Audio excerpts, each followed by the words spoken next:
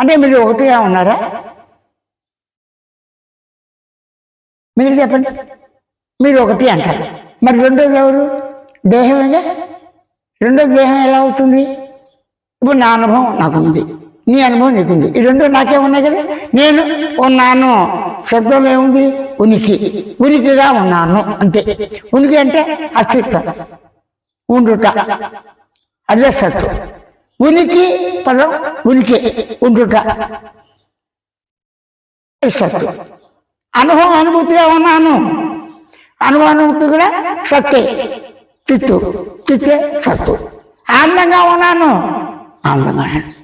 మీరు ఏ రకంగా ఆనందం ఉంది లేదు ప్రశ్న మీరు వేసే కన్నా ముందు నేను కూర్చున్నాను, ఆకలి వేసింది, అనుభవం ఆనందంగా హాయిగా ఉంది, అమ్మయ్య ఆనందంగా ఉంది. చూడండి, ఇది ప్రతి వారికి ఉన్నది. నిత్యకృత్య వ్యవహారాల్లో, దైనందిక వ్యవహారాల్లో దేశహితంగా నువ్వు ఉన్నాను లేకున్నాను, వచ్చిపోతున్నాను లేకున్నాను, అన్ని అనుభవాలే, అనుభూతులే. అనుభూతున్నప్పుడు ప్రమాణ ప్రసక్తి లేదు. కన్ను అనుభూతి ఉందని కన్ను మాట్లాడుతుందా? ఎముకలు అనుభూతిలో ఉన్నాయి, ఎముకలు మాట్లాడవు కదా.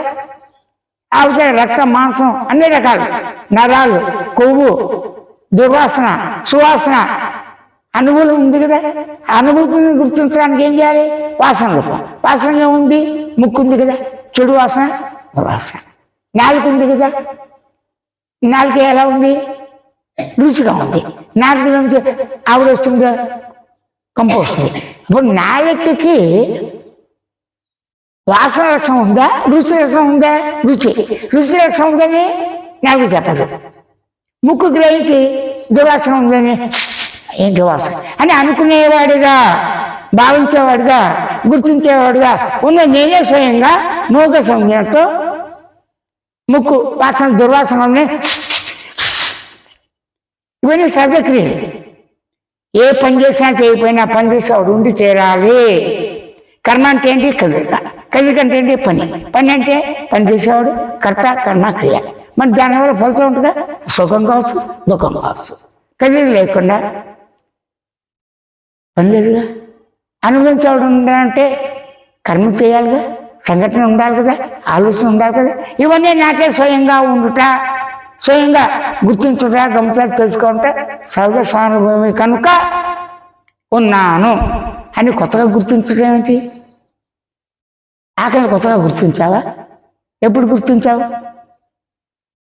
గుర్తించబెట్టిన పాప తాగుతున్నావు కదా, అప్పుడు చెప్పలేకపోయినప్పుడు వివరణ వచ్చింది కదా.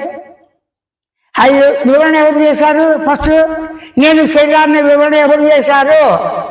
మాతృదేవత, తల్లి. అమ్మ అమ్మ ఏంట్రా, ఏంటి ఏంటి ఇలా ఉన్నావేంటి, నువ్వు ఇలా ఉన్నావేంటి? పశువులాడుగా అంటే, అరే నేను స్త్రీరా, నువ్వు నా పిల్లవాడిరా, కొడుకురా. కొడుకు అంటే లింగభేదం చూపిస్తుంది. అప్పుడు తల్లి జీవించకుండా లింగభేదంతో ఆడగానే మగ్గాని చంద్రుడిగా అన్ని గుర్తులు చెప్పింది ఎవరో? తల్లి. అన్నికి అవగాహన ఉందిగా. నీ ఉన్న అవగాహనని, స్వభావాన్ని ఉన్నది ఉన్నట్లుగా భావంతో, భాషతో, వాడే పదాలతో, కదికతో, మూల సంఖ్యలతో భావ భాష ఉన్నది అని మీకు అనుభవం ఉందిగా. ఆ అనుభవాన్ని కొత్తగా చెప్పడం ఏంటి? కొత్తగా నేర్చుకోవటం ఏంటి? నేను, మీరు, తోడు, నీవు, భక్తుడు, భగవంతుడు, గురువు, శిష్యుడు, తల్లి కొడుకు, తండ్రి కొడుకు, తాత మనవాళ్ళు, ఈ పేర్లన్నీ ఎవరు పెట్టారు?